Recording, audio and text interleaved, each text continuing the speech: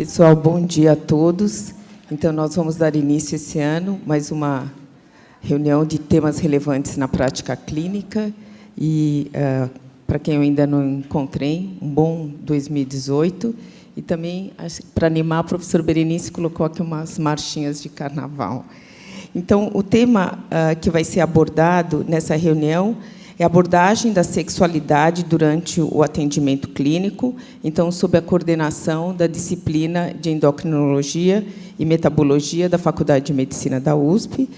A professora Berenice Bilhardino de Mendonça, que é a professora titular dessa disciplina, ela vai iniciar a apresentação, e a professora doutora Carmita Abdo, que é coordenadora do Programa de Sexualidade do Instituto de Psiquiatria do Hospital das Clínicas da Faculdade e professora associada do Departamento de Psiquiatria, foi convidada e vai continuar a reunião.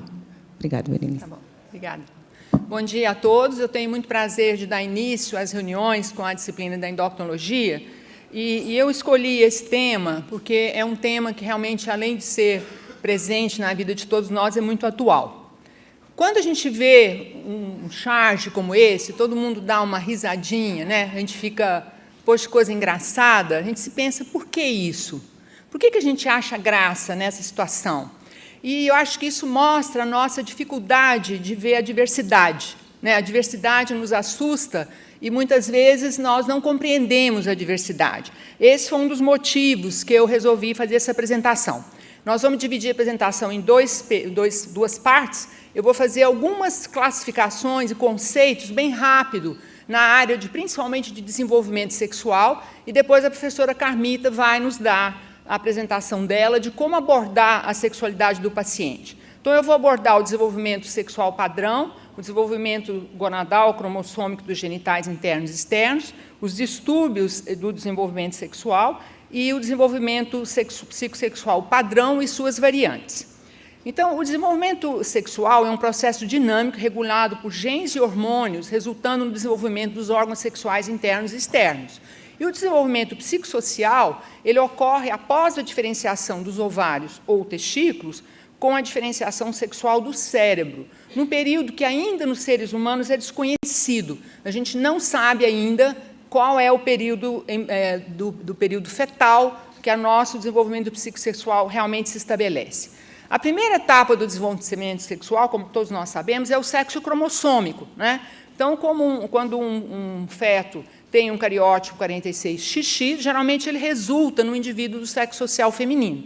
E quando ele tem um cariótipo 46XY, resulta no indivíduo do sexo masculino. Por que eu fiz geralmente? Porque, na verdade, não é sempre assim. Então, se vocês observarem esse slide, vocês vão ver que 1 em cada 25 mil indivíduos XX é homem, fenotipicamente homem. E 1 em cada 25 mil meninas, indivíduos XY, é mulher. Quer dizer, ela nasce com a genitália totalmente feminina. Além de várias variações que vocês sabem, né, das aneuploidias, como a síndrome de Turner, que é 1 para 5 mil, a síndrome de Klinefelter, que é a causa mais comum de infertilidade masculina, que é 1 para 1000, e outras alterações de número de cromossomos sexuais. Muito bem, o sexo gonadal é a segunda etapa, e ele se estabelece quando a gônada bipotencial, e é importante que a gente lembre que o feto é bipotencial em relação a todas as estruturas sexuais, e em relação a essa gônada, dependendo dos genes que estão expressos, então, nessa linha rosa, são os genes que levam a gônada para uma linha feminina. E azul são os genes que levam a gônada para a linha masculina. Né? Vocês veem que é mais fácil fazer mulher, né? Mais rápido, tem menos genes do que no homem. De qualquer forma, qualquer alteração em qualquer um desses genes resulta numa alteração do desenvolvimento sexual. Depois do desenvolvimento gonadal, vem o desenvolvimento dos genitais externos e internos, que é concomitante. E também aqui a gente vê que a gônada, a estrutura genital indiferenciada é comum a ambos os sexos, e por ação da DHT, da dihidrotestosterona e da testosterona, eu tenho uma genitália masculina, e se eu não tenho ação de testosterona e DHT, eu tenho sexo feminino, independente do meu cariótipo. Tá? Eu posso ser XY e não ter nenhuma ação de testosterona. Muito bem. Os genitais internos seguem a mesma linha. Quando eu tenho hormônios masculinos, eu vou desenvolver os ductos, né, a vesícula seminal, o epidídimo, o ducto ejaculatório, a vesícula deferente, involuir os ductos de Miller, que dão origem na mulher ao útero e à trompa, e na mulher os ductos masculinos involuem pela ausência do hormônio masculino. Muito bem, a diferenciação sexual cerebral se continua após a diferenciação do genital externo, um período que a gente não sabe, e a testosterona tem um papel primordial. A testosterona altera a estrutura e o comportamento sexual. E existem diferenciações psicossexuais cerebrais orgânicas, né, tanto no número de ligações entre as sinapses, vocês podem ver aqui a diferença do cérebro feminino com o masculino, a região do cérebro que você tem mais associações, né, e aqui representado em grande aumento, mostrando que existe uma diferença biológica entre ambos os sexos. Muito bem. O desenvolvimento psicossexual ele é constituído por 3 grandes componentes. O primeiro deles é a identidade de gênero, que geralmente se estabelece no ser humano em torno dos 2 anos de vida. O que é a identidade de gênero? É como eu me identifico. Eu sou homem ou eu sou mulher, independente do meu físico. O outro é o papel de gênero, que é um papel que cada vez vem mais se assemelhando entre os 2 sexos, mas existem ainda, nitidamente, algumas situações, alguns comportamentos que são mais masculinos. Por exemplo, matar barata, uma atitude nitidamente masculina, né? A terceira é orientação sexual. O que é a orientação? É para onde o meu desejo se dirige, né? Eu tenho desejo por homens ou por mulheres. Então, esses são os componentes. E todos esses 3 componentes, eles têm influência genética, hormonal, pré- e pós-natal, da própria estrutura cerebral e pelo ambiente familiar e social. Tá? Muito bem. Vou falar rapidamente sobre os distúrbios do desenvolvimento sexual. Chamo a atenção para vocês para essa foto, é da Andréa Monassi, ela fez aqui esse ano, aqui na faculdade, na Horta. É uma fotógrafa muito interessante, tem uma qualidade, uma sensibilidade muito grande, eu trouxe algumas fotos dela. Então, o distúrbio do desenvolvimento sexual é uma condição clínica em que há discordância entre o sexo cromossômico gonadal e o aspecto dos genitais externos. Os genitais são atípicos, eles são indefinidos entre uma estrutura totalmente feminina ou masculina. E eles podem ser classificados em 3 grandes grupos, por alteração cromossômica, como a gente viu, síndrome de Turner e outras alterações, os DDS 46XX e XY. Essa doença ela tem uma alta incidência, é 1 para cada 25 mil nascimentos. Tá? Vocês veem, em São Paulo, a gente tem 8 mil pessoas nessa condição. Ao nascimento, elas devem ser tratadas como emergência médica, porque há risco de vida por desidratação, por perda de sal, em algumas doenças que a gente tem. São necessários exames para definir o sexo social. E, muitas vezes, o diagnóstico desses pacientes é feito apenas na puberdade, quando, por exemplo, eles vêm ou com amenorreia primária, ou por infertilidade, ou por ginecomastia. Muito bem. O DDS 46XX é uma situação em que um feto feminino, que deveria tem cariótipo X, deveria ter genitais internos e externos masculinos, sofre uma virilização no período embrionário. Como vocês viram, se eu dou testosterona para um feto, nesse período da 8ª à 13ª semana, eu virilizo os genitais desse feto. E a causa mais comum é a hiperplasia adrenal congênita virilizante, que muitas vezes 70% associada à perda de sal, por isso que é risco de vida. Criança com genitália atípica é uma criança que tem que ser tratada com risco de vida. Aqui vocês têm uns exemplos da classificação de Prader, que a gente vê uma genitália totalmente normal, a graus progressivos de aumento do clítoris e mudança da posição da uretra, até ter uma genitália totalmente masculina, sem testículo. Essa criança, ao nascer, muitas vezes ela é identificada como um menino com criptorquidia, que é outro alerta. Criança que nasce com criptorquidia bilateral, sem glândula palpável, tem que fazer exame antes da atribuição do sexo. Aqui vocês veem que a genitália interna mantém o útero, né, numa estrutura aqui com uma cavidade, uma saída única como a uretra masculina. Esse que a gente chama na classificação da virilização máxima, ou Prader 4. Muito bem. Já o distúrbio do desenvolvimento sexual 46XY é um indivíduo masculino que deveria ter genitália masculina, mas teve algum problema na produção ou na ação da testosterona. Tá? E aí a gente tem o primeiro grupo, que tem testosterona baixa, que quando você não tem desenvolvimento da gônada, ou agenesia, ou defeito na síntese da testosterona, E o segundo grupo que tem testosterona normal, mas você tem alteração do metabolismo da testosterona, que é a deficiência 5-alfa-redutase, alteração na ação dos andrógenos, e a gente tem de origem não genética ou epigenética, uso de progesterona excessiva pela mãe, outras substâncias ambientais que a gente ainda conhece pouco, que leva à falta de virilização. Aqui vocês têm um exemplo, uma hipospádia distal, que é a posição da uretra um pouco abaixo do centro da glande, a peniana e até a proximal. E essa genitália pode ser, muitas vezes, muito feminina, e esse indivíduo ser registrado no sexo social feminino.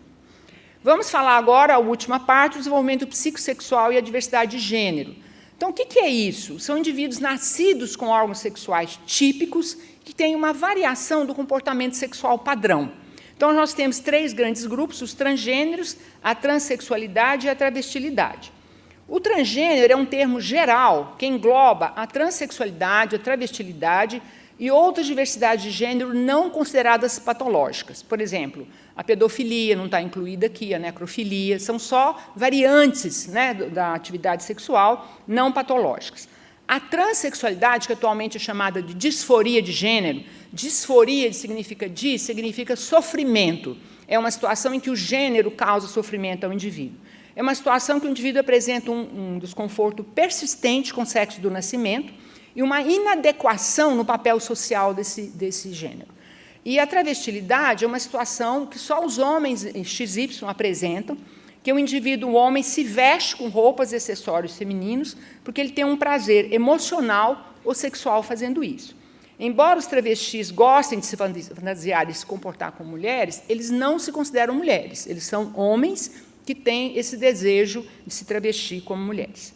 Existe, para a classificação, nós temos 2 grandes manuais, né? O manual DSM-5, que, no momento, existe pelas comunidades que têm problemas de travestismo, transexualismo, uma necessidade de tirar esse grupo da parte de doenças e considerar isso uma variante normal, né? O nosso conceito como médico é que tudo que precisa de tratamento médico tem que ter CID, porque se você não tiver CID e não for doença, você não pode ser tratado no serviço público, você não pode fazer cirurgia, você não pode tomar medicação. Então, a ideia é deixar isso do CID, tirar do grupo de doenças psiquiátricas que eles estão incluídos. E o outro classificação internacional das doenças, o CID-10, ainda mantém essa doença, essa situação clínica como uma doença. O que é importante para os clínicos que atendem esses pacientes? Muitas vezes, os pacientes vão no pronto-socorro, vão nas AMES, né? Então, essa situação chama muita atenção, tanto dos pais, dos familiares, dos vizinhos e mesmo dos médicos, né? E muitas vezes os pacientes enfrentam atitudes discriminatórias ao longo de toda a vida, desde a escola, porque a identificação é muito precoce, né? E, na verdade, o que nós temos que saber e deveremos ter sempre em mente, né, que esse indivíduo nasce com esses distúrbios, tanto os físicos como os psicossexuais. Eles representam uma diversidade do gênero humano e devem ter seus direitos respeitados sem preconceitos e julgamento. E o médico não especialista que atende esses pacientes pela primeira vez deve mostrar calma, segurança, não deve se espantar, nossa, que coisa rara, nunca vi isso, né? O que eu vou fazer, não sei o que fazer com você, que são palavras que os nossos pacientes nos trazem, né? Deve falar pouco, porque como você não é especialista, você pode se confundir. Então, se diga assim, olha, a sua situação é uma situação especial, eu vou encaminhá-lo, né, para um grupo de referência. E esclarecer que uma alteração do genital externo acontece como em qualquer órgão. Não há nenhuma diferença entre uma alteração do genital ou uma alteração do coração. E ele deve orientar os pais do paciente com tranquilidade e encaminhá-los ao centro de referência para diagnóstico e tratamento. Então, é muito importante a gente saber, então, dessa diversidade e saber, obviamente, que o mais importante, independente dos nomes que mudam, a cada 2 anos você tem uma mudança das siglas, né? O que é importante é o respeito que a gente tem pelo paciente. Tá? Então, eu termino aqui e gostaria muito de também deixar meu e-mail, caso haja algum interesse de alguma consulta. E queria... A Carmita chegou? Rosa? Ainda não? E eu queria apresentar a professora Carmita. A Carmita, eu falei para a Rosa, ela mora bem longe. Outro dia, a gente estava numa banca e quebrou um carro na Bandeirantes e ela não chegou. Ela é sempre muito pontual. Então, eu quero apresentar para vocês, a Carmita é uma médica psiquiatra, Ela é professora associada do Departamento de Psiquiatria, é responsável pela disciplina de Medicina Sexual para graduação e pela disciplina de pós-graduação em Psiquiatria, Aspectos da Sexualidade Humana. Ela coordena o Grupo de Especialização em Sexualidade Humana da USP e ela fundou e é coordenadora de um programa de estudo da sexualidade, que é o ProSex, e do Instituto de Psiquiatria e do Núcleo de Medicina Sexual do HCFM USP. Ela, a Carmita, coordenou um dos mais abrangentes e um dos poucos estudos sobre o comportamento e as dificuldades sexuais do brasileiro, né? Ela vai, na aula dela, apresentar esses dados, e essa apresentação é disponível, né? Inclusive o livro, para todos que têm interesse em se aprofundar nessa área. Eu posso, até a Carmita chegar, posso abrir para pergunta, se alguém tiver algum comentário, Rosa, eu vou colocar a aula dela, se ela não chegar, eu vou começar a aula dela. Alguém tem alguma pergunta a fazer em relação a essa primeira apresentação, sobre dúvidas? Não, gente, vocês me decepcionam. Achei que ia ser tão instigante. Eu posso fazer um comentário, Rosa, que eu ia fazer no fim, mas eu vou fazer agora. No laboratório, é interessante a gente observar, já que a gente está próximo do Carnaval, né? Todo mês, depois do Carnaval, existe um aumento crescente, todos os anos, até um trabalho, que eu até convido algum aluno de iniciação científica, um aumento do número de HCG, pedidos de HCG, beta-HCG, e de HIV, né? O que mostra que o número de atividade sexual desprotegida, né, ainda é muito grande. Então, eu queria alertar, né, todos nós, inclusive que a gente alertasse os nossos familiares, os nossos funcionários, né, porque realmente chama atenção, é um pico assim, exponencial, sabe? Isso desde que eu estou no laboratório há muitos anos. Então, é mostrar que realmente essa área, embora a gente sempre seja discutido isso, né, a importância, né, do sexo seguro e tudo, realmente isso ainda não acontece em São Paulo, né? Opa! Obrigada. A Carmita, então. Então, nós vamos falar a respeito da abordagem da sexualidade durante o atendimento clínico. Nós preparamos uma apresentação bem para que todos aqueles que se interessam pelo tema possam, de alguma forma, atender, pelo menos dar os primeiros cuidados. Pronto, vamos lá. Então, aqui nós temos a importância da sexualidade na qualidade de vida é a seguinte, né? Desde 2000, a Organização Mundial de Saúde considera a sexualidade como um dos 4 pilares de qualidade de vida. Então, alguém tem qualidade de vida desde que, né, na família, viva de forma harmoniosa e, logicamente, a qualidade depende de você estar tão bem que não tem necessidade de um cuidador. Além disso, no trabalho, você se sentir bem, trabalhar naquilo que você gosta. Fora isso, o lazer, ser possível, qualquer um que ele seja. Eu tenho olhos para uma leitura, eu tenho pernas para um esporte radical, e assim por diante. E, por fim, sexo, mas a qualidade de vida é o sexo satisfatório.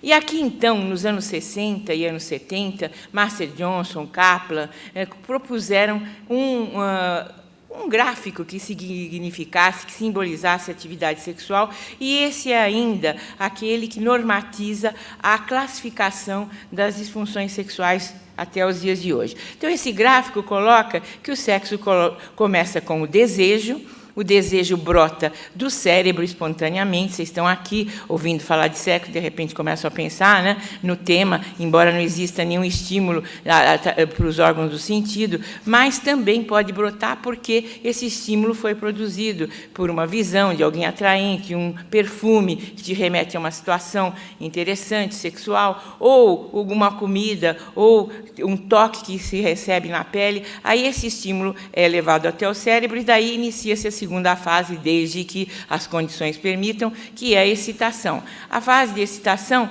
então, ela é caracterizada por todos os comemorativos que acontecem durante o ato sexual. Pressão, temperatura, frequência cardíaca, frequência respiratória sobem, a ereção do pênis se dá e, na mulher, a lubrificação da vagina e o entumecimento da vulva, preparando para a penetração. Se tudo continua correndo bem, nós chegamos, então, à fase de orgasmo, que é uma fase curtinha, dura de 5 a 15 segundos, e ela é caracterizada por aquele acúmulo de tensão que vai acontecer, então, um alívio de sensação de tensão e um prazer muito grande. É uma fase curta, porque ninguém aguentaria um orgasmo muito longo, né? E também, muitas vezes, você recebe uma paciente jovem, geralmente, na dúvida, ai, será que eu tive orgasmo? Será que eu não tenho? Doutora, doutor? Não teve, tá? Porque quem tem orgasmo não tem dúvida. E aí, então, nós vamos para outra fase, que é a fase de resolução, quando todas essas mudanças que aconteceram no corpo e no psiquismo retornam, pouco a pouco, às suas condições anteriores. No homem, a resolução é muito rápida, na mulher, esse descenso não é assim tão rápido, é a hora que ela quer uma DR, mas ele já dormiu, e então esse ciclo vem a ser cada vez mais considerado um ciclo masculino. E aconteceu nos anos 2000 que Rosemarie Basson, uma pesquisadora canadense, psiquiatra e ginecologista, bolou esse novo ciclo como representativo daquele que as mulheres, né, da sua clínica contavam para ela, que no início dos relacionamentos, uma questão de 4, 5 semanas, um mês, 2, ou até um ano, elas tinham um desejo espontâneo, esse desejo espontâneo levava à excitação, a excitação conduzia a mais desejo, no caso responsivo,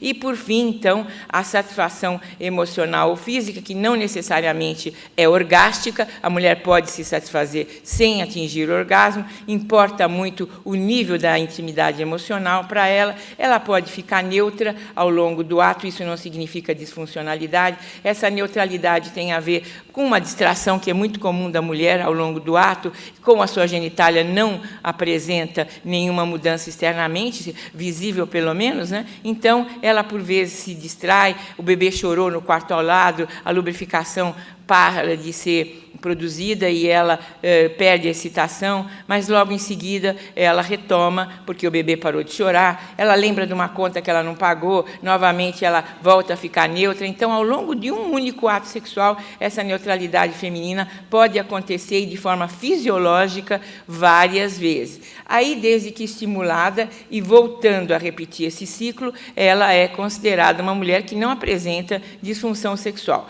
E, além disso, esse ciclo mostra que, depois de alguns anos, vamos dizer assim, de relacionamento, o desejo espontâneo não mais existe para 80% das mulheres, elas necessitarão do estímulo sexual para que elas possam, a partir do estímulo, se excitar e daí ter o desejo. Percebam que inverteram-se as fases. Excitação vai vir antes de desejo para essa mulher que está num relacionamento já de longa data, e isto é fisiológico também. Então, essas mudanças todas vieram a impactar ao DSM-5, que mudou a classificação das disfunções sexuais femininas e masculinas, apresentam-se agora de forma diferente. Atividade sexual saudável, para se executar, né, para ela acontecer, necessita de 4 pilares. O sistema biológico, que esteja, então, funcionando, o neuropsicológico. Quanto mais sociocultural e economicamente essa pessoa tiver uma inserção, isto representa um ponto bastante positivo para a sua atividade sexual, né? Ou seja, uma pessoa tem mais recursos intelectuais, ela tem menos preconceito, menos mito, menos tabu, e também mais condições de saúde pela sua condição econômica, e isso tudo reflete na atividade sexual. Agora, não adianta nada essa mulher ter esse corpão, essa cabeça iluminada, essa inserção, por exemplo, se o parceiro não for interessante para ela e também não for da mesma forma saudável, né, e da mesma forma tiver esses pré-requisitos que eu falei em relação a ela. Para mim, esse aqui está bom, não sei se para vocês aí, mas vamos em frente.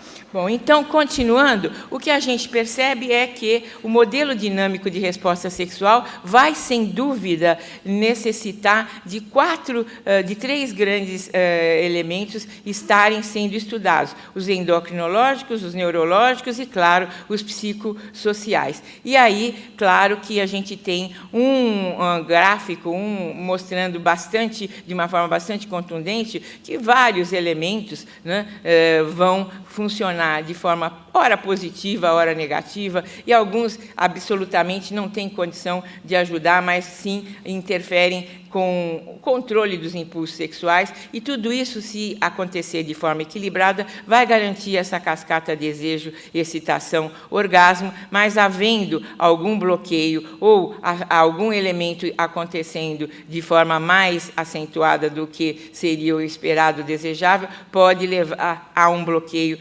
nesse desenvolvimento do ciclo de resposta sexual. O estrógeno, o hormônio sexual feminino, influencia a transmissão nervosa, ele também influencia a percepção sensorial, e ele é responsável pelo estímulo da produção de óxido nítrico pelas células endoteliais da vagina, e, com isso, ele garante uma vasodilatação que leva à lubrificação. Portanto, ele não é um hormônio que mobiliza para a atividade sexual, porque a motivação sexual em homens e mulheres é, sem dúvida, desencadeada pela presença da testosterona, que ambos produzem em, claro, concentrações diferentes. E é claro que essa testosterona, no homem adulto, cada vez mais se estuda a sua importância não só na sexualidade, mas, enfim, ela vem sendo estudada, essa importância, inclusive na questão relacionada com humor. Hoje nós sabemos a importância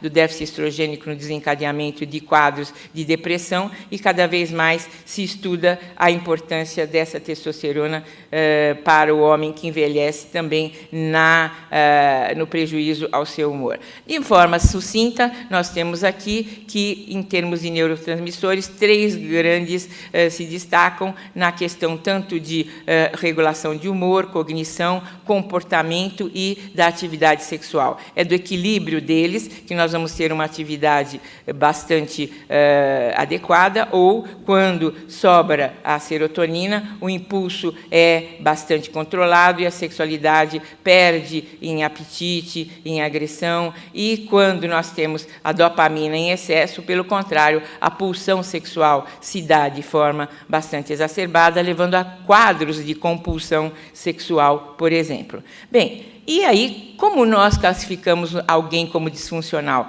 Essa pessoa é disfuncional quando ela não consegue ter satisfação ao término do ato sexual. Então, essa definição tem como pré-requisito um sofrimento pessoal, né, e uma duração de pelo menos 6 meses, segundo o DSM-5, da falha. É claro que um homem que tem uma disfunção erétil, 6 meses esperar para fazer esse diagnóstico, para ele é um tempo interminável, né? Mas é um balizador, especialmente no caso das mulheres, que, em muitas circunstâncias, quando aborrecidas por alguma situação, seja ela de cunho econômico, familiar, a atividade sexual é a primeira que sofre, que é, então, abandonada, vai para um segundo nível de importância. Então, o sofrimento pessoal faz com que muitas pessoas que eram antes consideradas disfuncionais, mas não sofriam por conta dessa dificuldade de falta de desejo, por exemplo, passem a ser funcionais, não, passem a não serem classificadas como portadoras de disfunção, mas é lógico que eu vou buscar entender a causa, se é uma depressão, se é uma alteração hormonal, se é um problema de ordem social, e esta, sim, deve ser a abordagem. Não se importa com a falha sexual, mas a etiologia deve ser trabalhada. Nós, então, falamos da Rosemarie Basson, que influenciou a classificação do DSM-5. Aqui vocês vejam que o transtorno de interesse, ou seja, do desejo e da excitação sexual, hoje correspondem a um único diagnóstico na mulher, enquanto que, para o homem, a falha do desejo e o transtorno erétil, que é a falha da excitação, apresentam-se como 2 diagnósticos separados. Então, pouco a pouco, vão se destacando, vão se desprendendo, né, esses diagnósticos, conforme nós estejamos falando de homem e de mulher, embora no passado isso era considerado igual para ambos. Não vamos falar em disfunção quando alguém está começando a sua atividade sexual, ou quando alguém, apesar de já ter 30, 40 anos, é inexperiente nessa área, quando apresenta o desejo responsivo, como no caso de mulheres que estão em relacionamentos longos, quando não há sofrimento apesar da falha, e quando a duração ainda é bastante restrita em termos de tempo. E vamos pensar que também é fisiológico, na mulher especialmente, uma oscilação da libido que acompanha as oscilações do seu ciclo de vida e do seu ciclo menstrual. Então, muitas mulheres referem menor interesse sexual na fase lútea tardia, também com determinados contraceptivos, na gravidez, no puerpério, na perimenopausa e na menopausa. Esses períodos correspondem a uma fase de déficit de estrogênio, que leva, então, a menor lubrificação e também a mudanças no humor. E aqui eu estou trazendo para vocês as dificuldades, eu não poderia dizer disfunção, porque a pergunta que o Prosex fez para essas mulheres em campo da população brasileira era se havia algum bloqueio na atividade sexual. E aí nós temos, então, mulheres no início da vida, com 18 a 25 anos, com altíssimos índices de falta de excitação, de dificuldade para o orgasmo, de dor à relação e, inclusive, falta de desejo, já 5,8 em mulheres bastante jovens. Esses índices tendem a se equilibrar e vão diminuir na metade da vida, atingem os menores níveis, né? E aqui vocês vejam que a mulher mais orgástica do Brasil, atentem para isso, é a cinquentona, né? Apenas 20% delas não aprendeu ainda a ter orgasmo, mas, infelizmente, elas esquecem assim que incide o climatério e a menopausa, e daí novos índices de falta de orgasmo, dificuldade para se excitar, logicamente, porque a lubrificação se torna bastante restrita, e falta de desejo, atingindo, aqui, como vocês vejam, né, um número de 20% das mulheres aos 60 anos, e assim por diante. Com relação aos homens, nós estamos vendo que a falta de desejo é muito ínfima, atingindo, quando muito, 4,8 aos 60 anos de idade. A falha no controle da ejaculação, a famosa ejaculação precoce, atinge 25% a 30% da população mundial, e no Brasil não é diferente. E aqui a dificuldade para a insatisfação com a ereção, nem poderia dizer que é falha de ereção, mas homens insatisfeitos com a qualidade da sua ereção é metade da população brasileira e corresponde a 52% dos americanos, e esse índice sobe vertiginosamente quando o homem atinge os 40 anos, porque aí começam a incidir doenças como diabetes, hipertensão, as dislipidemias começam, então, já a manifestar as lesões vasculares, e assim nós temos também as doenças da próstata e depressão também, responsáveis por esses altíssimos índices. Então, aconselho vocês, garotos que estão aí, se fala logo que a sua ereção está boa, porque assim a do colega que está prejudicada, porque de cada 2, 1 está insatisfeito com a qualidade da sua ereção. Bom, então vamos continuar aqui falando a respeito dos fatores de risco, né, que vão levar à disfunção sexual. É tudo que o médico, né, todo dia escuta no seu consultório, né? Então, é muito importante para o médico, estudante de medicina, sim, avaliar essa situação, porque mesmo que o paciente não queixe, e realmente a queixa espontânea não é frequente, né, ele vai ter, na medida em que ele apresenta alguma doença, ou uso de medicamentos que inibem a função sexual, ou doenças sistêmicas, sejam elas físicas, sejam também quadros depressivos, e mesmo condições de vida, como vida sedentária, baixa inserção social, educação sexual precária, e até, claro, a disfunção da parceria, podendo levar o indivíduo ou aquela senhora a um quadro disfuncional que ela gostaria muito de poder discutir com o seu médico. E todo médico, seja qual for a especialidade, vai estar, sem dúvida, tendo no seu consultório, revelado ou não, né, um paciente todos os dias que vai estar apresentando um quadro de falha sexual em alguma área, em algum nível, por conta de todas essas doenças poderem levar a dificuldades sexuais e as disfunções mais propriamente. E, além disso, né, os medicamentos, e nós psiquiatras somos os campeões em provocar a inibição da libido pelos diversos medicamentos que nós prescrevemos, mas também sabemos que outros também são capazes de levar, direta ou indiretamente, a falhas na função sexual. E, além disso, condições de vida, né? Ou, além dos medicamentos, algumas outras práticas médicas, como cirurgias, como mesmo a questão da contracepção, mesmo, né, a questão da esterilidade, quando o sexo começa a ter, através da reprodução assistida, uma programação, e vai assim por diante, né? O ginecologista, em especial, vai ter no seu consultório uma condição bastante frequente de mulheres com dificuldades sexuais que acorrem pedindo uma solução para essas dificuldades.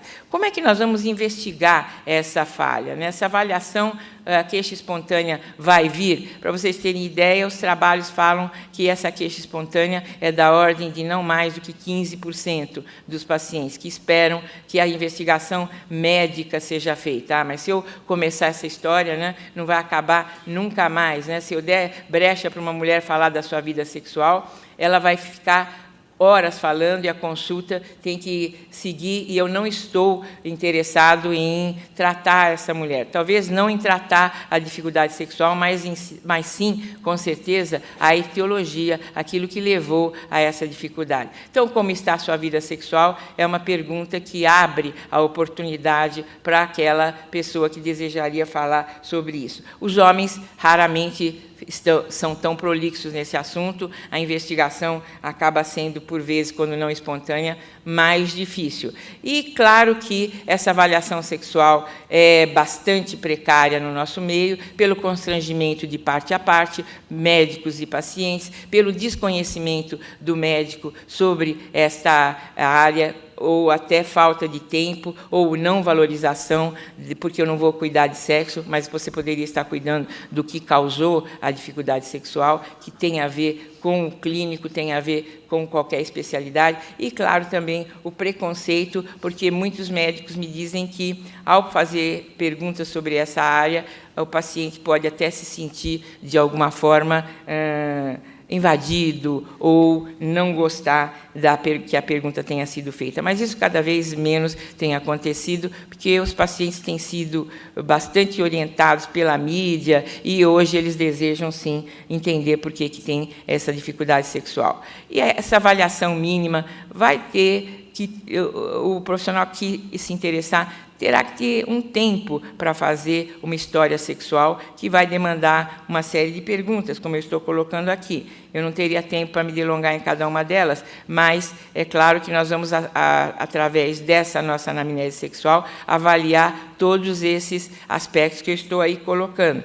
Mas eu não tenho tempo, eu não tenho disposição, essa não é a minha área, mas, pelo menos, você poderia, né, na medida que percebesse uma queixa sexual, fazer propor uma bateria de exames. Essa é uma possibilidade. Com esses exames, você já abrange boa parte daquelas disfunções que teriam uma base orgânica. É claro que hoje nós sabemos que androgênios em mulheres, estando alterados, não significam causa da disfunção sexual. Podemos qualquer dia falar mais delongadamente sobre isso, mas para homens é bastante importante essa solicitação. E eu trago para vocês um questionário que foi elaborado e validado no programa de estudos em sexualidade, no sentido de que nossos pacientes do Brasil, né, e especialmente aqueles que vêm até o nosso serviço, pudessem entender o que a gente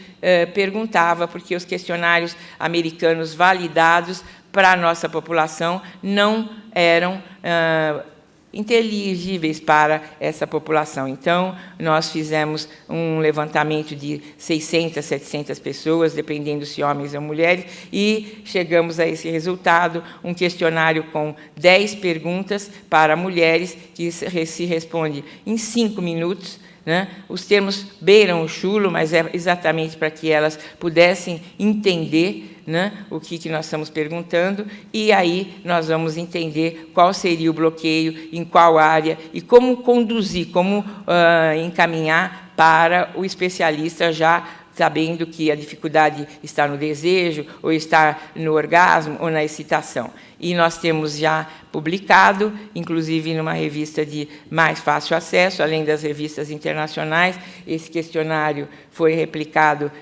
em outras línguas, o que nos deixou bastante satisfeitos. E, para homens também, o mesmo questionário quociente sexual, versão masculina, e aí nós temos a pesquisa dos vários domínios da sexualidade, com perguntas muito diretas, com perguntas bastante objetivas, que vão nos dar, enfim, em 10 respostas, onde é que está o bloqueio e como é que nós vamos encaminhar esse paciente. De novo, né, havendo interesse de conhecer como foi desenvolvido, validado e tudo mais, aqui nós temos o endereço. Bem, aqui eu trago para vocês terem uma ideia, como hoje está muito avançado o estudo da sexualidade. Aqui só um exemplo, o tratamento da disfunção erétil, que hoje nós sabemos que tem causas tanto físicas quanto psíquicas, e, na verdade, todos os casos são mistos.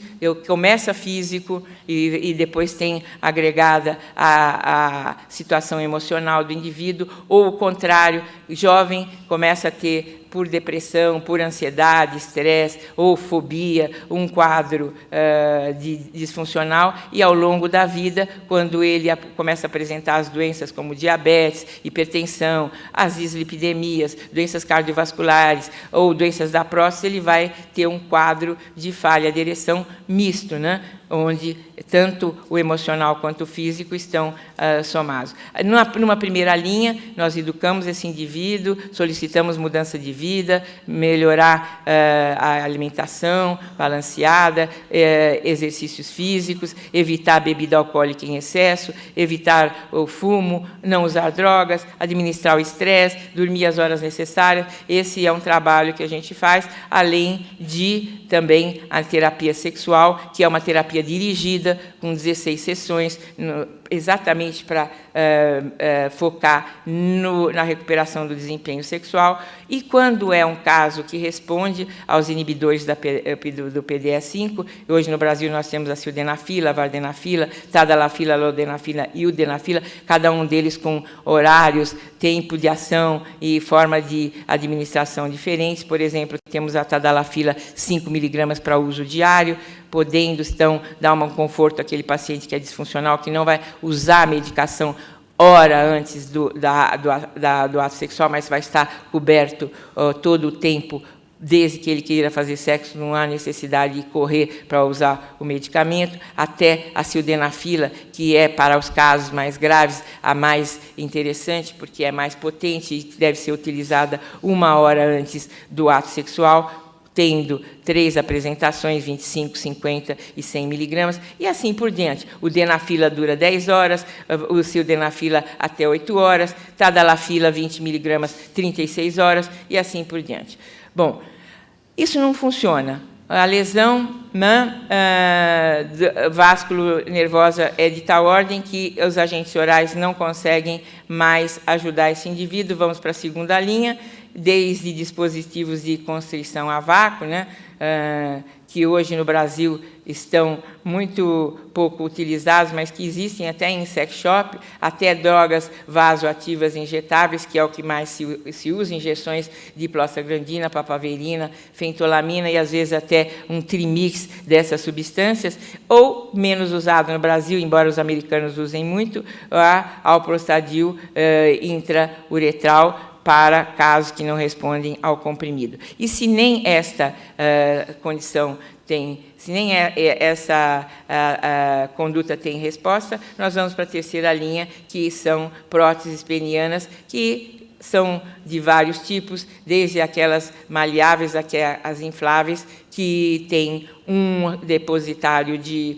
líquido que é colocado no escroto e uma bateriazinha, um aparelhinho que fica, então, a nível do abdômen. O indivíduo aciona esse aparelho e aí o pênis tem ereção. Quando ele acaba a relação, ele aciona e aí a ereção se desfaz. Logicamente, para vocês pode parecer muito obsoleto, mas para o indivíduo que quer continuar a vida sexual e não tem outra alternativa, essa passa a ser uma alternativa cara, né? O SUS só tem próteses de silicone, que são maleáveis, né? Ele utiliza, quando faz a relação, ele coloca a prótese em ereção, terminada a relação, ele dobra essa prótese. Mas essa é uma prótese muito primária, existem, como eu estou falando, outras bastante mais sofisticadas. Enfim, disfunção sexual é um problema de saúde pública, como vocês viram, os índices são altíssimos, né? Da ordem de 50% a 60% de homens com queixas sexuais, especialmente à medida que envelhecem, e mulheres queixas de altíssimo nível ao longo da vida, independente das doenças físicas, mas muito também ligadas a questões de ordem emocional ou psicossocial. A prevenção é a melhor saída, né? Quanto mais nós educarmos os indivíduos no sentido não só da educação sexual, mas também de bons hábitos de vida, já que são as doenças que levam a esses quadros disfuncionais. Tratar a causa é que qualquer médico deveria estar preocupado, mesmo que não queira lidar com a disfunção em si, né? Mas identificar qual é a causa e fazer esse tratamento. E investigar o desempenho da parceria é muito importante, porque, por exemplo, os homens que têm ejaculação precoce podem levar uma mulher a se considerar tendo dificuldade para excitação, e, na verdade, a falha é masculina, e ela não teria mesmo como se excitar diante da rapidez ejaculatória do seu parceiro. Então, encaminhar, se necessário, ou quando você não tiver interesse em trabalhar com essa população. Rapidamente o que teria para apresentar para vocês. Muito obrigada pela atenção, e, mais uma vez, desculpa pelo meu atraso. Obrigada. Então, obrigada, professora. Então, a gente vai abrir para perguntas. Alguém tem alguma pergunta? Ali atrás, ó, professor Milton, e depois aquele moço ali atrás. Oi. Bom dia, Carmita. Bom dia. Ótima aula. A minha pergunta é sobre como está a relação entre esses medicamentos facilitadores da ereção e o uso de nitrato. Porque muitos dos pacientes que a gente atende tomam nitrato e são pacientes que têm doença cardíaca, tomam beta-bloqueador. E muitos deles vão à farmácia e tomam esse medicamento sem contar para o médico. E a gente esquece de perguntar isso. É verdade. Muito boa pergunta, Milton. De fato, né, existe, em relação a esses inibidores da fosfodiesterase 5, uma contraindicação formal, é o uso de nitrato pelo paciente. Então, o paciente cardiopata, geralmente, ele tem uma disfunção acompanhando esse quadro, faz parte da sintomatologia. Então, é muito importante sempre perguntar se ele está em uso de nitrato. Até tem aquele filme, né, que o Jack Nicholson ilustra bastante, porque ele vai com uma falha, com um ataque cardíaco para o pronto-socorro, e o médico pergunta para ele se ele usou algum medicamento inibidor de PDE5, ele diz que não. Aí o médico orienta, olha, eu vou usar uma medicação que tem nitrato, se você está usando, você vai morrer. Aí ele realmente se incomoda todo, e aí foi bastante didática essa cena, mas até hoje a gente vê em alguns lugares mais distantes, alguém que não tem acesso a essa informação, não fazer essa pergunta. Ela é fundamental, porque podemos matar o paciente, que são duas substâncias hipotensoras que vão acabar se somando, e o efeito acaba sendo deletério. Sempre perguntar se está usando algum medicamento à base de nitrato. O medicamento é bastante seguro, bastante eficaz. As mortes que aconteceram foram em função desta combinação de uso inadequado, ou até paciente muito idoso, que já não tinha condição cardíaca para uma atividade sexual mais exacerbada, e que acabou, em função da sua ereção, maravilhado com ela, né, praticando um sexo mais selvagem, e acabou falecendo por falta de condição cardíaca para esse desempenho. Então, é sempre bom orientar esse paciente que vai recuperar a ereção, mas que ele tenha cuidado com essa nova possibilidade. Eu aqui, doutora Carmita, muito bom dia para a senhora. Meu nome é Micael, eu sou R2 de clínica. Pois não. E, assim, a minha experiência é pequena, mas uma coisa que ficou muito clara para mim nesses 2 anos de residência é o benefício que a gente traz para as pessoas quando aborda esse assunto. Verdade. Desde a apresentação do paciente até as nítidas mudanças na potência de vida daquela pessoa. O desempenho dela em todas as outras atividades melhora muito quando o sexo passa a ter qualidade. Porque você mexeu num dos pilares da qualidade de vida. Justamente. Só que até na população médica, às vezes é um tabu abordar esse tipo de assunto, mas eu particularmente gosto muito de falar isso com os pacientes. Eu faço isso no ambulatório nosso da clínica médica, quando pertinente, quando indicado, claro. Mas a minha dúvida é a seguinte, falando com base na minha experiência, eu não sei como que é a dos outros colegas, mas para eu abordar homens é muito fácil. Desde a primeira consulta, você já cria uma intimidade, um vínculo que é tranquilo de conversar. Às vezes é necessário usar termos de baixo escalão, como a senhora mesma disse no trabalho, para a pessoa entender.